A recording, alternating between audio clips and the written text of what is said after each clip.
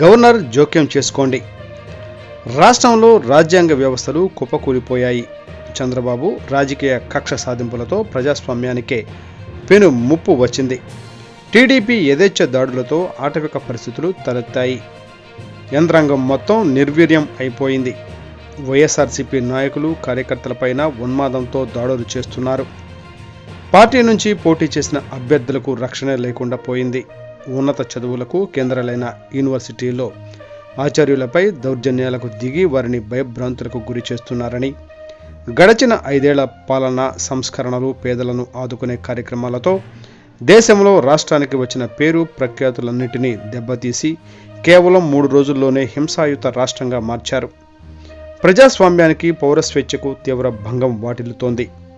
Governor గారు జోక్యం చేసుకోవాలని మరోసారి విజ్ఞప్తి చేస్తున్నాను. హింసాయుత ఘటనలో బాధితులైన పార్టీ కార్యకర్తలకు, నా అన్నదమ్ములకు, నా అక్క చెల్లెమ్మలకు వైఎస్ఆర్ కాంగ్రెస్ పార్టీ వైఎస్ఆర్సీపీ తోడుగా నిలుస్తుందని భరోసా ఇస్తున్నాను అని జగన్ అన్నారు.